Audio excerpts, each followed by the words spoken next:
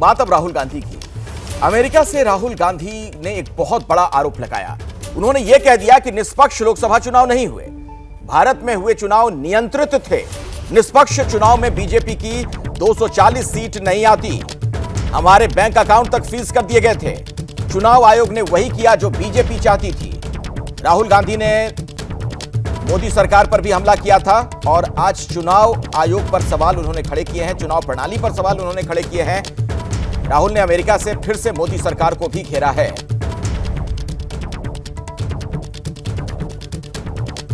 Really, I don't think the BJP, in a fair election, they were nowhere near 240 seats. No way. I mean, I'd be surprised if they had a financial, huge financial advantage. They had locked our bank accounts for one, but huge war chest. The election commission was doing what they wanted. I mean, the entire campaign was structured so Mr. Modi could, do his thing across the country. States where they were weak were designed differently than states where they were strong. So I don't view it as a free election at all. I view it as a rather controlled election.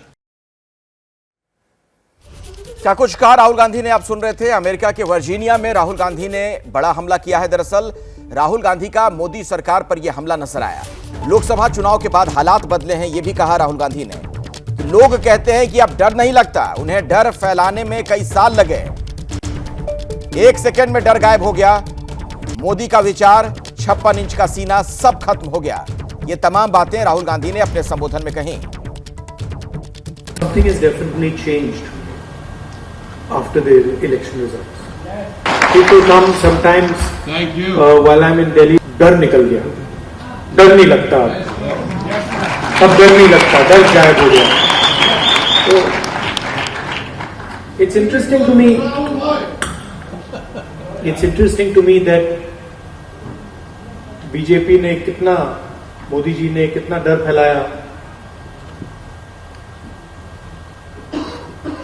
Agencies का दबाव, media का दबाव, और 1 second में सब गायब हो गया। अजीब सी बात है, मतलब सालों लगे उस डर को पैदा करने में, सालों लगे, प्लानिंग चली, पैसा लगा, और 1 सेकंड में खत्म। और वो दिखता है अब, you can see it, I see it, I get to see it in Parliament. I see the Prime Minister right up front, and I can tell you that the idea of Mr. Modi, 56-inch chest, direct connection with God, that's all gone. It's history now. किस तरीके से राहुल गांधी चुटकी ले रहे थे, तंज कर रहे थे, वो तमाम बयान आपने सुने हैं। चुनाव आयोग को लेकर भी सवाल उन्होंने खड़े कर दिए। कल लीगल सिस्टम को लेकर भी कई बातें उन्होंने कही थी। तो राहुल गांधी लगातार सरकार पर हमले कर रहे हैं। आप सुन रहे थे वो बयान, हमने आपको सुनवाया जब से वो विदेश के दौरे पर हैं। कल भी इस तरीके के बयान उन्होंने दिए थे और आज आप देख रहे थे क्या बातें उन्होंने कही। उन्होंने कहा कि 1 सेकेंड लगा, डर खत्म हो गया। जिस डर के माहौल को पैदा करने में लंबा वक्त लगा था, इतने पैसे लगे थे, लेकिन चुनाव को लेकर जो बात उन्होंने कही उसको लेकर सवाल खड़े हो रहे हैं कि आखिर राहुल गांधी ने यह बयान क्यों दिया। उन्होंने कहा कि यह नियंत्रित चुनाव था। अमेरिका से राहुल गांधी ने जो आरोप लगाए हैं मोदी सरकार पर, बीजेपी पर, आरएसएस को लेकर भी कई बातें उन्होंने कही। ये सारी बातें अपनी जगह हैं, राजनीतिक विरोध, लेकिन लीगल सिस्टम को लेकर कल जो उन्होंने सवाल खड़े कर दिए थे, आज चुनाव प्रणाली को लेकर जो कुछ उन्होंने सवाल खड़े कर दिए, वो भी विदेश की धरती से, इसे लेकर अब सवाल पूछा जा रहा है कि ये बातें कहकर राहुल गांधी क्या साबित करना चाहते हैं। बीजेपी भी लगातार हमलावर है और बीजेपी ने कैसे इस पर पलटवार किया है, वो कुछ बयान हम आपको सुनवाते हैं। प्रतिपक्ष का पद होता है जिम्मेदारी का पद। मैं राहुल जी को याद दिलाना चाहता हूं, जब श्रीमान अटल बिहारी वाजपेयी जी नेता प्रतिपक्ष थे,